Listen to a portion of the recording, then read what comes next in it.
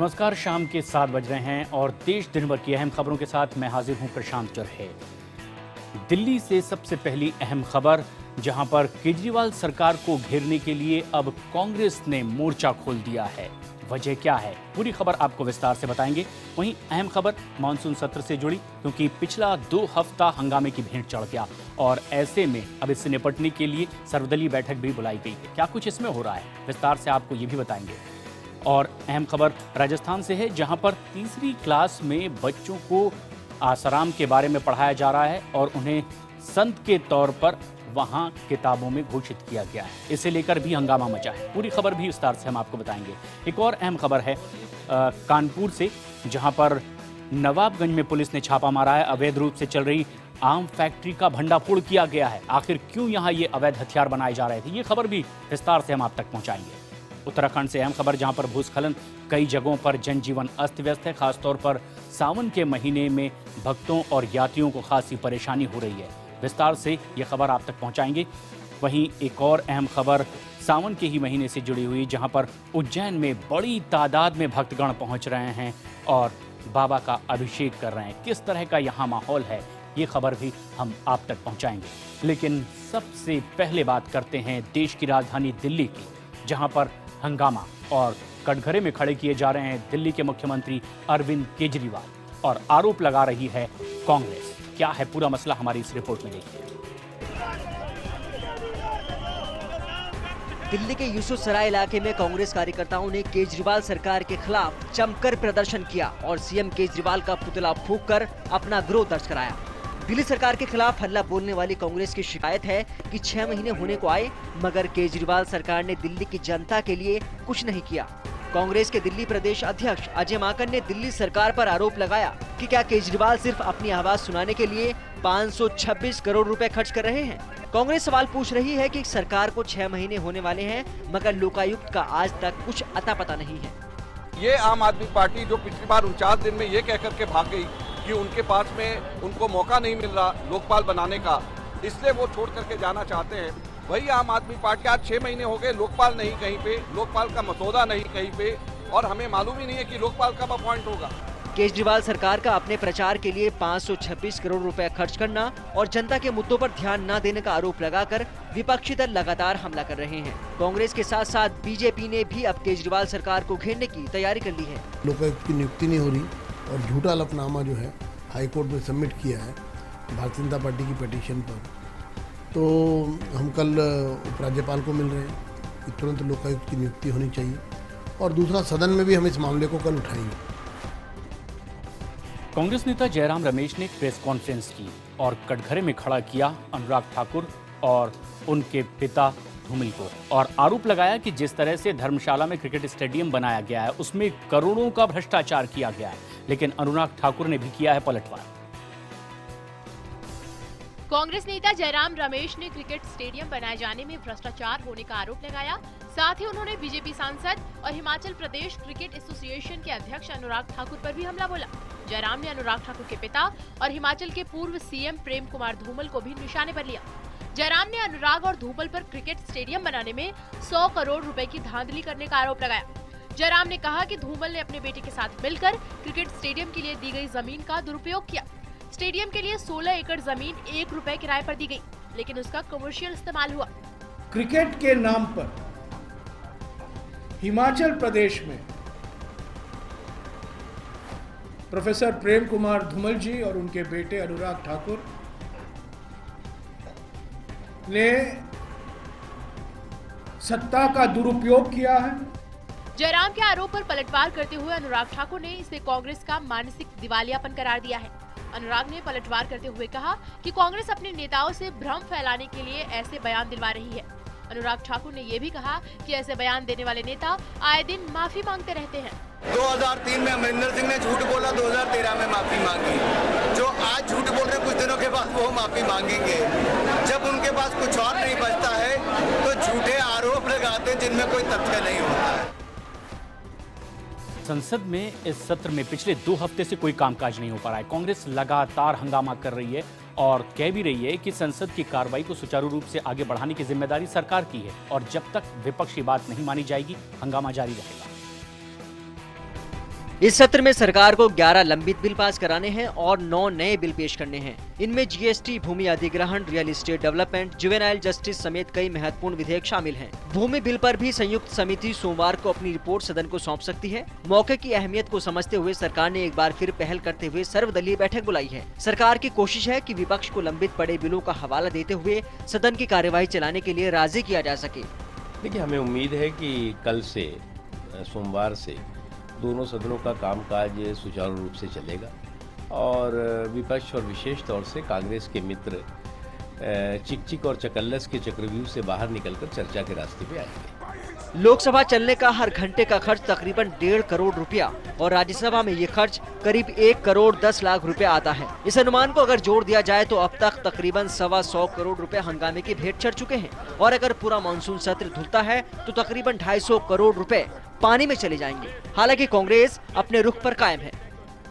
हम भाजपा को लूटने दें मध्य प्रदेश, राजस्थान और देश में एक ऐसे कुख्यात जो करोड़ों अरबों रुपए लेकर भागा हो उसकी मदद करने दें विदेश मंत्री को और हम चुप रहें, मौन रहें। इस मानसून सत्र की शुरुआत के 2 हफ्ते कांग्रेस के हंगामे की भेंट चढ़ गए हैं। ऐसे में अब सरकार की ओर से कोशिश की जा रही कि सर्वदलीय बैठक के बाद कुछ बीच का रास्ता निकाला जाए, लेकिन कांग्रेस मंत्रियों के इस्तीफे से कम पर राजी होने को तैयार नहीं है।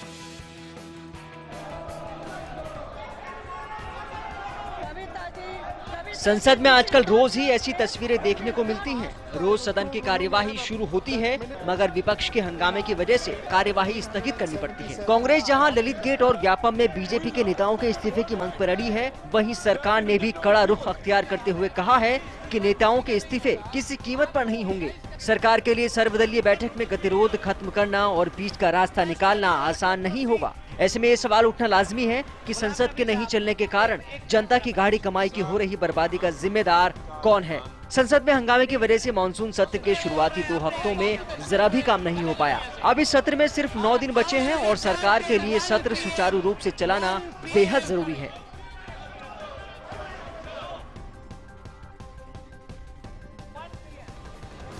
संसद में जहां लगातार हंगामा हो रहा है, वहीं देश के कई इलाकों में लगातार बारिश हो रही है और ऐसे में जनजीवन प्रभावित है। गुजरात की अगर बात करें तो यहां पर लगातार बाढ़ जैसे हालात बने हुए हैं। 53 लोगों की अब तक इसमें मौत भी हो चुकी है। उत्तराखंड, राजस्थान, बंगाल और ओडिशा में भी जनजीवन अस्त व्यस्त हो गया है। मानसून का कहर झारखंड में भी देखने को मिल रहा है और ऐसे में रांची और गिरिडीह में लगातार बारिश हो रही है, जिससे जनजीवन प्रभावित हुआ है।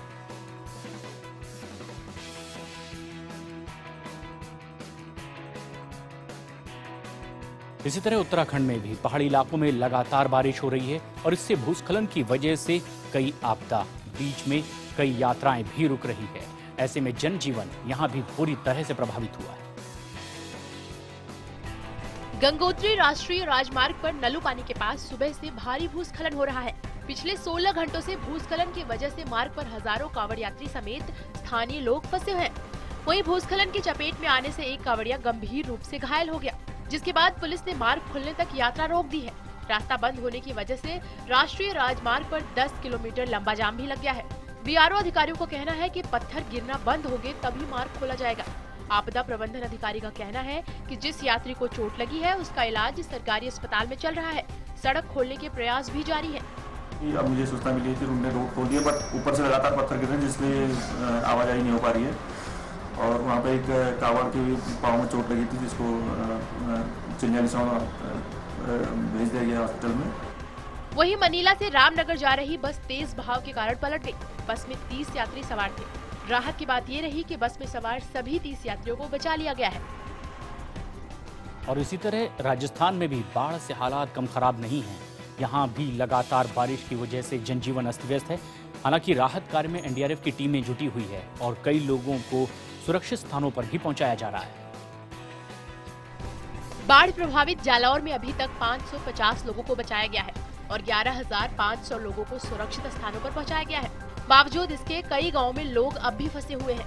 कोलियों की ढाड़ी गांव में जब एनडीआरएफ टीम 5 दिन से फंसे लोगों को बचाकर ले जाने लगी, तब कई लोग जान की परवाह किए बगैर पानी में डूबे घरों से भारी बक्से निकालकर लाने लगे। इन बक्सों में रसोई और जरूरत का सामान सुरक्षित रखा था, जो खतरे को भांपते हुए लोगों ने पहले ही बक्सों में बंद कर दिया था। बाढ़ में फंसे लोगों की तलाश में जुटी एनडीआरएफ की टीम के साथ IBN-7 की टीम भी पहुंची और हालात का जायजा लिया। एक परिवार एनडीआरएफ की टीम के साथ जाने से पहले अपना बक्सा साथ लेकर आया और बक्से को बड़ी जद्दोजहद के साथ अभी निकाला गया और जिसको साथ ले जाना चाहता है बोट के अंदर, हालांकि काफी मुश्किल होता है क्योंकि लोगों को बचाया जाता है। क्या है ऐसा बक्से में जो आप ले जा रहे हैं? हैंग तुम्हें देखो तुम बोले बड़ो हैंग मार तुम्हारे घर वाकरी, हाँ हैंग बसा घर वाकरी मार दो वो देखो थे यार। राजस्थान में ही नहीं बल्कि पश्चिम बंगाल में भी हालात कमोबेश ऐसे ही दिखाई दे रहे हैं। खासतौर पर बांकुरा और पश्चिमी मिदनापुर में लगातार बारिश हो रही है और इसके चलते बाढ़ जैसे हालात यहां बने हुए हैं। सैकड़ों गांव पानी में डूब गए हैं और ऐसे में बर्धमान और विष्णुपुरा जा रही बस रामकृष्ण मठ के पास अचानक बाढ़ के पानी में फंस गई और यात्रियों के हताहत होने की हालांकि इसमें कोई खबर नहीं है। वहीं दूसरी तरफ बाढ़ के पानी ने बांकुरा के कोटुलपुर ब्लॉक में तबाही मचा रखी है। जिला प्रशासन बाढ़ में फंसे लोगों को नाव से बचाने के काम में जुटा हुआ है। बाढ़ की वजह से मिदनापुर का संपर्क भी आसपास के जिलों से और इलाकों से कट गया है। सड़कें बुरी तरह से क्षतिग्रस्त हो गई है और राष्ट्रीय राजमार्ग भी 60 से भी ज्यादा जगहों पर टूट फूट गया है।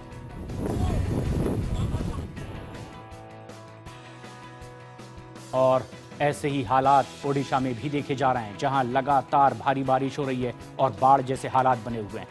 बाढ़ में 3 लोगों की मौत अब तक हो चुकी है, जबकि 5 साल की एक बच्ची अब भी लापता है। उत्तरी ओडिशा में 5 जिलों में लगभग 5 लाख लोग अभी भी बाढ़ में फंसे हुए हैं। 20 गांव पानी में बुरी तरह से डूब चुके हैं। मौसम विभाग का कहना है कि कोमेन तूफान बांग्लादेश से पश्चिम बंगाल होते हुए अब उत्तरी ओडिशा तक पहुंच चुका है और तूफान के असर के चलते ही यहां लगातार बारिश भी हो रही है और इसीलिए इस तरह के हालात यहां बने हुए हैं। आगे के लिए भी लोगों को सचेत किया गया है।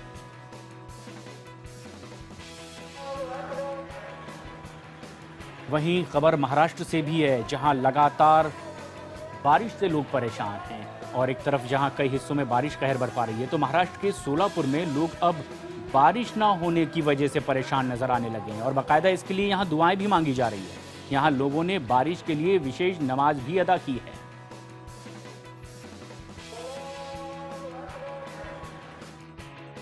उत्तर प्रदेश में आगरा में आसाराम नाम के एक पब्लिक स्कूल में पढ़ने वाले छात्र ने स्कूल में ही उसकी जमकर पिटाई हुई है और उसके बाद जमकर बवाल मचा है। बेशक आसाराम पर रेप जैसा संगीन आरोप हो, बेशक कोर्ट में फैसला लंबित हो और उन्हें बाइज्जत बरी नहीं किया गया हो, लेकिन जोधपुर में उन्हें बच्चों की किताब में बाकायदा महान संत घोषित कर दिया गया है। आसाराम पर रेप के आरोप है, जिसको लेकर वो करीब 2 साल से जोधपुर की सेंट्रल जेल में बंद है। लेकिन NCERT के CCE पैटर्न पर आधारित इस किताब में देश के लिए अमूल्य योगदान देने वाले महान संतों और महात्माओं के साथ आसाराम का फोटो प्रकाशित किया गया है। ये किताब जोधपुर के 80 से ज्यादा स्कूलों में तीसरी कक्षा के बच्चों को पढ़ाई जा रही है। संतों को पहचानने वाले संकेत में इन्हें आसाराम बापू के नाम से संबोधित किया गया है। उधर इस मामले के बाद शिक्षा महकमे ने कहा है कि इन स्कूलों से जवाब मांगा जाएगा, तो प्रकाशक का कहना है कि ये 5 साल पुरानी किताबें हैं और उस समय आसाराम के खिलाफ कोई मामला नहीं था। अज्ञानता के चलते ध्यान नहीं दिया। पुस्तकें बाजार से वापस लेने की प्रक्रिया चल रही है। नए संस्करण में आसाराम का नाम नहीं होगा। जो अधिकारी हैं उनको संबंधित विषय है उनको बोला गया है, इसकी जांच कर रहे हैं कि वो कहाँ कैसे और किस रूप में रखा गया है। वहीं कांग्रेस ने इस मामले को लेकर बीजेपी पर निशाना साधा है, तो जेडीयू नेता केसी त्यागी ने सीएम वसुंधरा पर निशाना साधते हुए कहा है कि वो आसाराम के ही बताए आदर्शों पर चल रही है। उसी के बताए रास्ते पर वहाँ की मुख्यमंत्री चल रही हैं, जो मॉरिशस के रास्ते काला धन अपने बेटे की कंपनी में लगा रही हैं। ऐसे लोगों के आदर्श बाबू आसाराम ही हो सकते हैं। और अब खबर रामगढ़ से है, जहां पर एक महिला डॉक्टर के साथ रेप की कोशिश की गई है। महिला डॉक्टर ने अपने अस्पताल के एक कर्मचारी पर रेप की कोशिश का आरोप लगाया है। रामगढ़ के नई सराय में CCL अस्पताल की महिला डॉक्टर के साथ बलात्कार करने की कोशिश की गई है, लेकिन डॉक्टर किसी तरह खुद को बचाने में कामयाब रही। महिला डॉक्टर के मुताबिक वो बाथरूम गई थी और इसी बीच सफाई कर्मी संजय राम मरीज बनकर के रेस्ट रूम में घुस आया और बदनीयती से वहां की लाइटें बंद कर दी। लेडी डॉक्टर के मुताबिक जैसे ही वो बाथरूम से निकली, आरोपी संजय ने उसे दबोच लिया और उसका रेप करने की कोशिश की। महिला डॉक्टर ने उसका जमकर विरोध किया और किसी तरह खुद को उसके चंगुल से आजाद करने में कामयाब रही। पीड़ित ने किसी तरह वहां से भागकर खुद को बचाया। लेडी डॉक्टर की शिकायत पर पुलिस ने मामला दर्ज कर लिया है और आरोपी सफाई कर्मी संजय राम को गिरफ्तार कर जेल भेज दिया गया है। बाथरूम में मैडम थी, बाथरूम का दरवाज़ा अंदर से बंद था। तो उसके बाद वो दरवाज़ा खटखटाया, मैडम अंदर से बोली कौन, ये अपना नाम नहीं बोल के बोला पेशेंट। तब मैडम अकबका के बाहर निकली। वहीं संजय की गिरफ्तारी से नाराज सफाई कर्मियों ने उसे निर्दोष बताया और हड़ताल पर चले गए हैं। आरोपी की कुछ श्रमिक यूनियन के लोग हॉस्पिटल प्रबंधक पर केस वापस लेने और सुलह कराने के लिए दबाव बना रहे हैं। और अब खबर कानपुर से है, जहां पर नवाबगंज में पुलिस ने छापा मारकर एक अवैध आम फैक्ट्री का भंडाफोड़ किया है और ऐसे में बड़ी संख्या में यहां से अवैध हथियार भी पुलिस ने बरामद किए। ग्राम पंचायतों के चुनाव को देखते हुए पुलिस ने सख्ती बरतनी शुरू कर दी है। इसी कड़ी में कानपुर के नवाबगंज में पुलिस ने छापा मारा और वहां चल रही एक आम फैक्ट्री का भंडाफोड़ किया है। पुलिस ने इस मामले में 3 बदमाशों को भी गिरफ्तार किया है। छापे में पुलिस को भारी संख्या में हथियार और हथियार बनाने के औजार और मशीनें भी बरामद हुई है। पकड़े गए अपराधियों ने बताया है कि देशी तमंचा, बंदूक और अद्धी बंदूक बना करके चुनाव के समय ग्रामीण क्षेत्रों में दबंगों को बेचते थे। ये दबंग चुनाव के समय इसका दुरुपयोग करते थे। पकड़े गए अपराधी मन्नू सिंह, जय सिंह और शिवम गौतम हैं, जो पुराने अपराधी हैं। पहले भी ये तीनों हथियार बनाने के मामले में जेल जा चुके हैं। बाहर की बात तो अभी इन्होंने स्वीकार नहीं किया है, अभी यहीं की बात बताई है। बाकी और डिटेल्स से अभी इनसे पूछताछ की जाएगी, करने के बाद ही कुछ तथ्य प्रकाश में आएंगे तो उसके हिसाब से कार्रवाई करेंगे।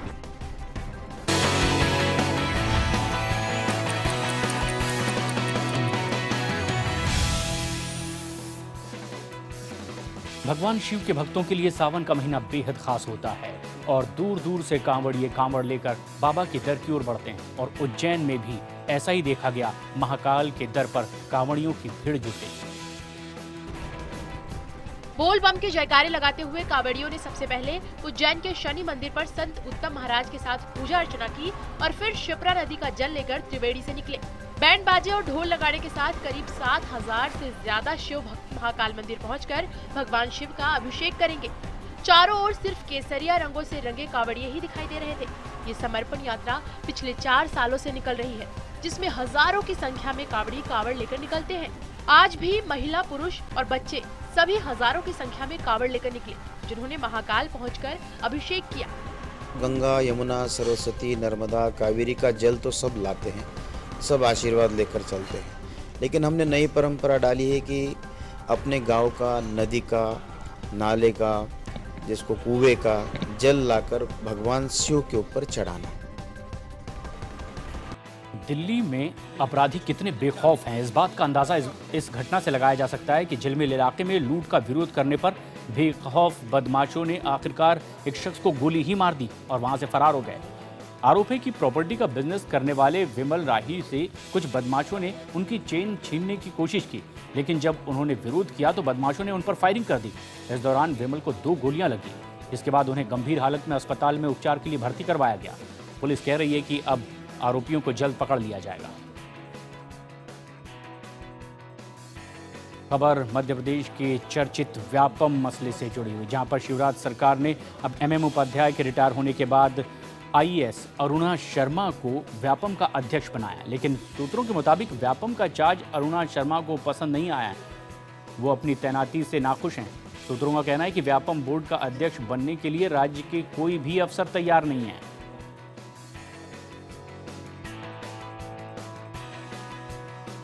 देश दिन भर की खबरों में फिलहाल इतना ही, लेकिन देश और दुनिया की ताज़ा खबरों के लिए देखते रहें IBN 7।